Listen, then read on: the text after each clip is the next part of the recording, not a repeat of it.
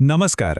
आपल्या प्रत्येकाभोवती कायद्याची एक अदृश्य ढाल असते, जी आपल्या शारीरिक सुरक्षेपासून ते आपल्या प्रतिष्ठेपर्यंत सगळ्याच रक्षण करते.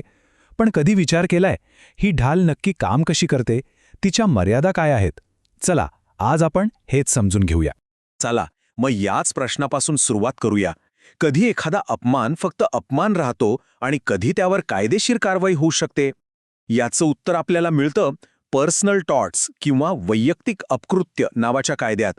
आता हे नाव जरा अवघड वाटेल, पण सोप्या भाषेत सांगायचं झालं ना, तर याचा अर्थ आहे इतरांच्या चुकीमुळे आपल्याला जे काही नुकसान होतं त्याबद्दलचा कायदा. तर या संरक्षणाचा सगळ्यात पहिला आणि महत्त्वाचा भाग म्हणजे आपलं शरीर, आपलं शारीरिक अस्तित्व. पण कायदा आपल्या शरीराचं आणि स्वातंत्र्याचं संरक्षण करतो तरी कसा? चला बघूया. कायद्याच्या भाषेत याला म्हणतात ट्रेसपास टू पर्सन, म्हणजेच व्यक्तीवरील अतिक्रमण. याचा अगदी सरळ अर्थ आहे कुणाच्याही स्वातंत्र्यात किंवा शरीरात जाणीवपूर्वक म्हणजे मुद्दाम केलेला हस्तक्षेप. इथं जाणीवपूर्वक हा शब्द खूप महत्त्वाचा आहे, कारण एखादी गोष्ट जर चुकून अपघाताने घडली ना, तर ती यामध्ये येत नाही. म्हणजे तुमच्या कृतीमागचा हेतू, तुमचा इरादा काय होता हे सगळ्यात महत्त्वाचं ठरतं. आणि हाच मुद्दा लॉर्ड डेनिंग यांनी एका प्रसिद्ध केसमध्ये अगदी स्पष्ट केला होता. ते काय म्हणाले की कायदा हेतू पुरस्कार केलेलं कृत्य आणि निष्काळजीपणा यात खूप मोठा फरक करतो. उदाहरणार्थ बघा, जर कोणी गाडी चालवताना चुकून एखाद्याला धडक दिली तर तो झाला निष्काळजीपणा. पण जर कोणी मुद्दामच अंगावर गाडी घालायचा प्रयत्न केला तर मग ते होतं व्यक्तीवरील अतिक्रमण. चला आता दोन अशा शब्दांबद्दल बोलूया जी आपण नेहमी एकत्र ऐकतो, हल्ला आणि मारहाण. आपल्याला काय वाटतं की हे दोन्ही एकच आहेत, बरोबर? पण कायद्याच्या नजरेत या दोन शब्दांमध्ये जमीन आसमानाचा फरक आहे. आणि हा फरक समजून घेणं खरं तर खूप सोपं आहे. बघा, हल्ला म्हणजे काय? तर प्रत्यक्ष मारहाण नाही, तर मारहाण होईल अशी भीती निर्माण करणं. समजा कोणी तुम्हाला मारायला फक्त मूठ उगारली, तो झाला हल्ला. आणि मारहाण म्हणजे काय? तर प्रत्यक्ष शारीरिक स्पर्श होणं, इजा होणं. अगदी थोडक्यात सांगायचं तर हल्ला ही धमकी आहे आणि मारहाण ही प्रत्यक्ष कृती आहे. मग कोर्टात काय सिद्ध करावं लागतं? हल्ल्याच्या केसमध्ये फक्त भीती निर्माण झाली होती हे दाखवणं पुरेसं आहे. पण मारहाणीच्या केसमध्ये प्रत्यक्ष स्पर्श झाला होता आणि तो मुद्दामून केला होता हे सिद्ध करावं लागतं. म्हणजे बघा, दोन्ही ठिकाणी हेतू हा शब्द पुन्हा एकदा किती महत्त्वाचा ठरतो. बरं, कायद्याची ही जी अदृश्य ढाल आहे ना, ती फक्त आपल्या शरीरच नाही जपत, ती आपल्या प्रतिष्ठेचं, आपल्या इज्जतीचंही रक्षण करते. चला तर मग आता शब्दांमुळे होणाऱ्या नुकसानीबद्दल बोलूया, म्हणजेच मानहानीबद्दल. तर मग ही मानहानी म्हणजे नेमकं काय?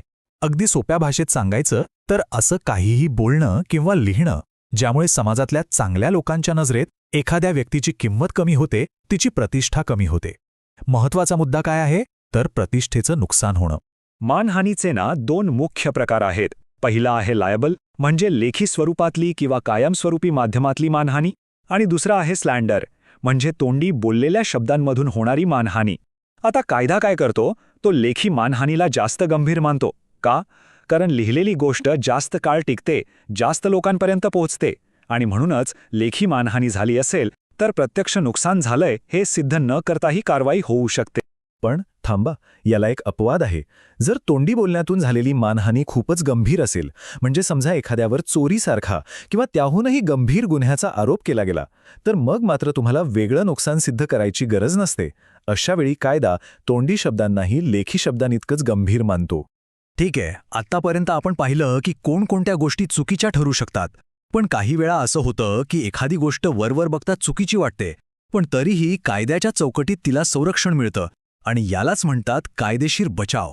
मानहानीच्या केसमध्ये साधारणपणे 3 मुख्य बचाव घेता येतात. यातलं पहिलं आणि सगळ्यात सोपं म्हणजे सत्य, म्हणजे तुम्ही जे बोललात ते जर खरं असेल तर तो मानहानीचा गुन्हा होत नाही. दुसरं आहे सार्वजनिक हिताच्या विषयावर केलेली योग्य टीका. आणि तिसरं, जे सगळ्यात महत्त्वाचं आहे, ते म्हणजे विशेषाधिकार. आता हा विशेषाधिकार म्हणजे काय? तर बघा, काही खास परिस्थितीत काही व्यक्तींना किंवा संस्थांना काही गोष्टी बोलण्याचं स्वातंत्र्य दिलं जातं.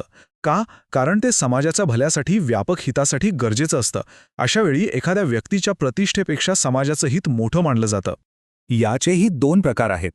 एक आहे ॲब्सोल्यूट प्रिव्हिलेज, म्हणजे पूर्ण विशेषाधिकार. इथे गंमत बघा, तुम्ही जे बोललात ते खोटं असलं किंवा वाईट हेतूनी बोललेलं असलं तरीही तुम्हाला संरक्षण मिळतं. अर्थात हे संरक्षण फक्त काही अत्यंत महत्त्वाच्या ठिकाणीच लागू होतं. आणि दुसरा प्रकार आहे क्वालिफाईड प्रिव्हिलेज म्हणजे मर्यादित विशेषाधिकार. हा बचाव तुम्हाला मिळतो, पण जर हे सिद्ध झालं की तुम्ही वाईट हेतूने मुद्दाम त्रास द्यायला बोलला होतात, तर मात्र हे संरक्षण काढून घेतलं जातं. तर मग हा पूर्ण विशेषाधिकार मिळतो कुठे?